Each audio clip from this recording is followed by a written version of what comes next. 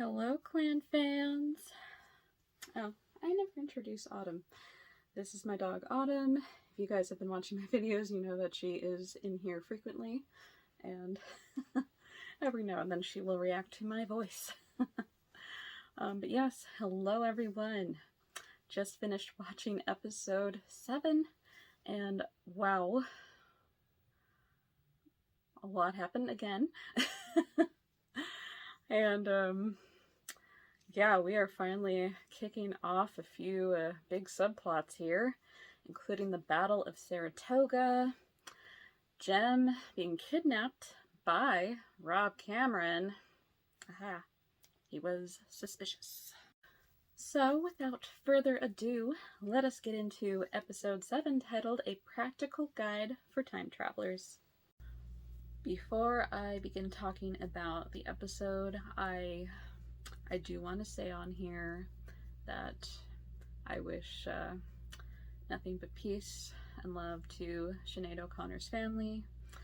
She passed away just yesterday, I believe, and that was heartbreaking to learn, and I feel like it's even more powerful now when I hear her rendition of the Skye Boat Song at the beginning of each episode, and I am grateful that she got to do that before she passed. So rest in peace, Sinead. So I'm going to split up the summary into 3 different sections this time. We are going to talk about Roger and Bree's story, which I would say was a good majority of the episode. And then we are going to talk about Jamie and Claire and William. So let's start with Bree and Roger. Now, the last we had seen Roger, he was busy punching Buck in the Lallybrock field there. And once the episode starts up, Bree is reading a letter from Claire, which she's detailing what is to come with the Battle of Saratoga. And Bree doesn't get to finish the letter because Roger invites Buck inside and they begin to have a conversation with him. He is still very confused about his situation, in which he had time traveled back in 1778, and he had been in Scotland because he was doing business to get some money for his family. And when he got to Inverness, he had found Craignadoon, and that's where he was hearing the buzzing. So he had gone to check it out at one point, and that is when he ended up in the 80s. Now, Roger and Bree are a little skeptical of him, but they do allow him to stick around, and they have to hide him in one of the rooms because Rob Cameron, our favorite person, there's always one, isn't there?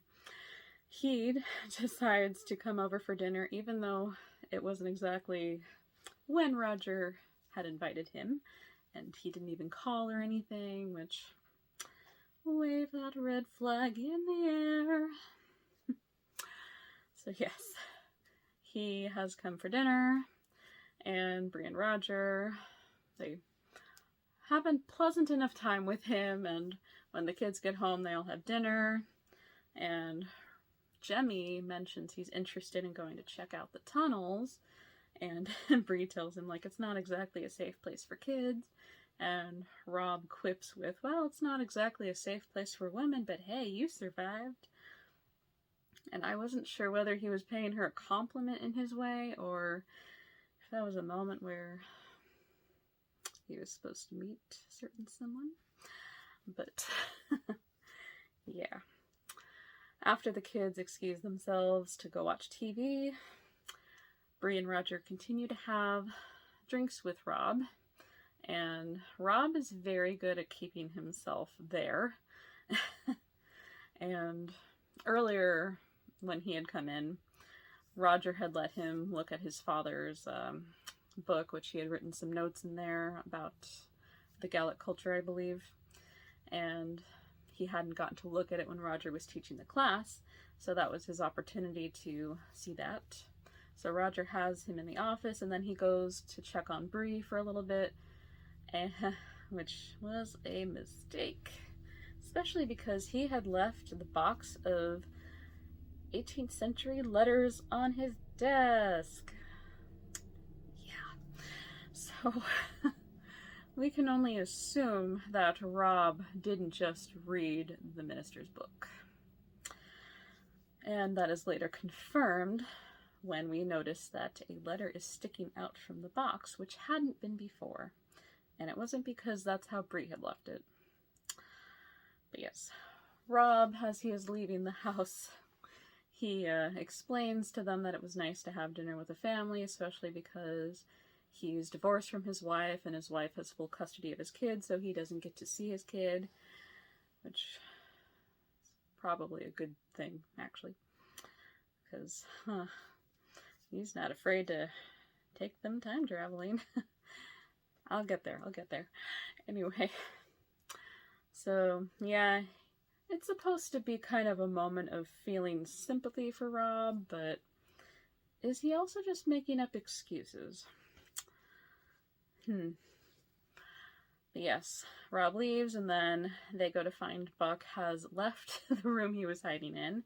He has found Jemmy and Mandy, and they're watching TV together, and Buck has explained to them, like, he was the Knuckledy that they were afraid of, and he has explained that they're also related, which, I don't think I mentioned that.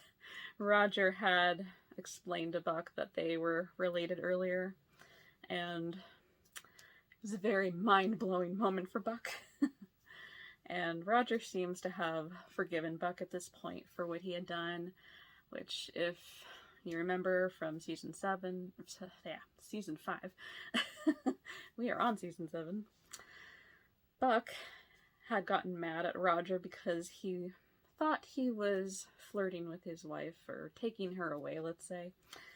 And it was really because Roger was trying to warn Morag about the battle that was coming. But Buck made some very rash assumptions there, and he got Roger hanged, which he managed to survive. And that actually scares Buck, because he's like, how did you survive that? How are you in the future? What is going on? So, yes, it's all coming together.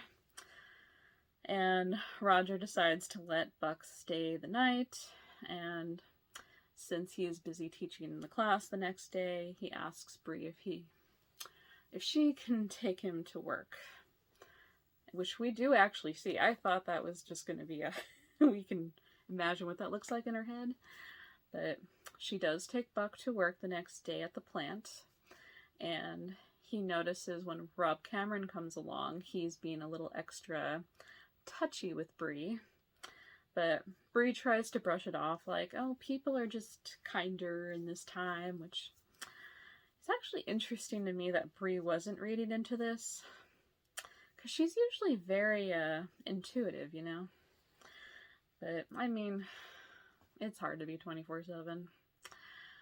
But yeah, she's mostly suspicious about Buck, so I think her suspicions were placed on him more than Rob at that point. And she wants to know why Buck is there, and he tells her it really was just an honest accident, but she asks him, like, why haven't you tried to return to your family? And he tells her he really just doesn't know how to do it. And she explains to him that he needs a gemstone, in which case he had a ring that was his way of getting to the future, so now they just have to get him one to get back. And they're planning to do that for him. But Roger, who had looked at the family tree, had seen the year that Buck died, which was the year that he had traveled. He didn't tell him at first, but he later does, and he tells him that either means A, you never make it back to that time, B, your family just made an assumption, made the family tree, and then you returned, and C is another bad case scenario, which case he returns, but he dies immediately. So, with those 3 possibilities in mind, it's kind of a hard thing for Buck to decide what to do. But meanwhile, Buck told Roger about his suspicions of Rob about at least flirting with Brianna. And Roger confronts her later about it, but it turns into, sexy time with Phil Collins playing in the background. And it's just kind of like they're not taking Rob Cameron as seriously as they should be, because he had invited Jemmy to go see a movie and have a sleepover with his nephew. However, at one point, Mandy wakes up screaming, and Bree and Roger are comforting her, and she tells them that Jem is not there. And they're trying to explain to her, yeah, he's at a sleepover, that's why he's not there. And she explains to them that she doesn't have her connection with him anymore, which means he is no longer in that time. And Roger goes to find Buck, and he explains what's going on. Bree has called Rob's nephew's mother, his sister, and has told her about the situation. And apparently there was never a movie, there was never a sleepover. Rob has full-on kidnapped Jemmy. So Roger and Buck go to find Jemmy, and they drive to the Stone Circle. That's where they find Jemmy's scarf, which we saw him wearing earlier. And it is confirmed because he was wearing a little Tufty Club pin. And I can just imagine like how scary it is, not just to have your kid kidnapped, but to not know what time they've gone to. Because who knows where Rob Cameron ended up. So that was the big cliffhanger for that storyline. And it looks like in the next episode, Roger tells Bree, and he tells her, like, I am going to go find Jem. I'm going to bring him back. But we just don't quite know how that's going to happen yet. Oh, yeah. That was a big moment in this episode. I wasn't sure if they were going to get to that part of the storyline quite yet, but they actually got there pretty quick. So the story is moving along, and it looks like, I'm guessing in the second half of season 7, we are going to see Buck and Roger's time travel storyline, because I might have read that they travel back in time, but they travel a little too far back in time. So that might explain why he doesn't end up back in the 1770s. I also have to note that Rob not only read the letters, but like we had seen in the previous episode, he had read the notebook. Roger mentions that he had written about Galis Duncan and that she needed a human sacrifice, or so she thought she did, to travel back in time. So, yeah, just in case you weren't worried about Jemmy enough. But I don't think he sacrificed him. I think he thought maybe he needed a time traveler to travel back in time. So I'm guessing that's why he took Jem. I'm honestly not positive on that part. But yeah, we will find out about that later. Now, let us get into William's storyline. So William is basically, he's very determined to be a soldier in the battle. He doesn't just want to be an errand boy, messenger. He wants to be on the field fighting the Americans. So he appeals to Simon Fraser, who, not directly related to Jamie, which I don't know how exactly they're related. I think they're more distant cousins. But he tries to appeal to him like, I do want to fight. I want to be fighting under your command. And yeah, he's determined. Here's the thing about a lot of wars. There is a lot of disillusionment involved in fighting with honor, fighting for glory. You're basically told that you are going to fight for your side, and you are going to do them a big honor, and your death is going to be glorious. So, you basically believe that it's going to be, in a sense, a great way of dying, I guess we could say. So that's probably what's running through William's mind, and a lot of the other soldiers as well. And once they get to the battle, it's the First Battle of Saratoga. He is with Lieutenant Hammond, whom we had met in the last episode. He seemed a little different in this episode.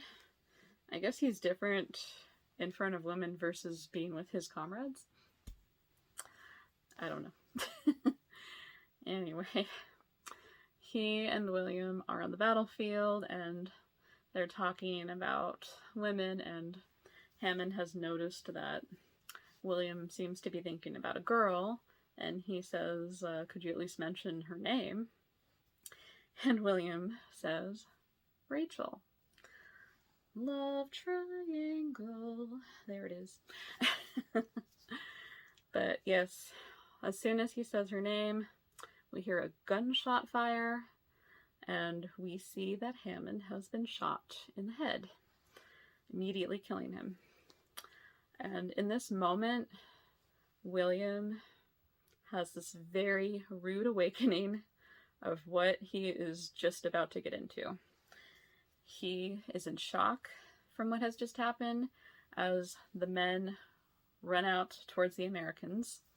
Everybody's shooting gunfire, cannons, and Fraser tries to get him to basically man up and go to lead his men. And William finally does. He goes, runs out there, pulls out his sword, and he just mercilessly kills the Americans. After the battle, William has clearly, he's been changed.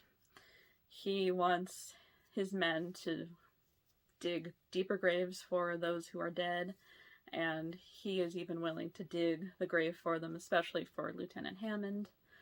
And the way he talks to them, you can see that he's really grown into a leader. He's getting to that point where he realizes he is no longer a boy, he is a man. He is a man in a very real, dangerous, scary world, and the only way to survive it is to not be afraid of it. And General Fraser has noticed this change in him, and he points it out to him later. And it turns out the British were victorious, I believe. I don't know, it was a little confusing there. They say that they're victorious, but then Simon Fraser notes that the general might say that they're victorious and convince them of it. So I don't know. I don't 100% know my history. But let's just say they were victorious. Now, we are going to jump into Jamie and Claire's story. So, Jamie has been called to go fight in the battle because Colonel Daniel Morgan has the lead to take charge in the battle. And Jamie is, of course, fighting under his regiment. So we don't see Jamie during the battle. We only know that he is there. But at the very end of the episode, we see they are panning across the battlefield. We see the dead men on the field, and we land on a very unconscious Jamie. That's where it ends. Now, in the previews, we don't see Jamie awake or alive. We just see that Claire finds his body on the battlefield. And she's very distraught, but we know he's not dead. That would make no sense for the show. But it's hard to say exactly when he will wake up. And it's hard to know exactly if he's going to be able to fight in the final battle in the season. Hard to say. I assume he does, but it looks like Claire also gets handy with a sword, so it'll be interesting to see her do a little combat in the episode. But yeah, we didn't see Jamie and Claire too much in this episode. It was just kind of a little setup for the Battle of Saratoga. And Claire and Jamie did share a little cute moment earlier when he gives her a book that he had found and she has trouble reading it. And he mentions that she needs spectacles and she's like, no, I don't. And also I love the banter between not just Claire and Jamie, but you can tell Sam and Kat really have fun with this. How Claire questions like, oh, you found a book? Like she just says, a book? And Jamie's like, yeah, you know, words written on pages, those sorts of things. I love them together. That's what really shows like how amazing of a couple they are. That they can just have this wonderful little banter between each other. Especially in a very bad situation like being in a war. But yeah, I am curious to see what happens with them in the final episode of part 1 of season 7, but I know it's going to be a big episode. Looks like Ian and Rachel come together. I don't know if William's going to be a part of that or not, but we will see. And that was episode 7. I hope I explained that as well as I could. Hopefully. It's a lot to explain, a lot to process, especially watching it for the first time. So hopefully I was able to gather all the facts and explain it correctly.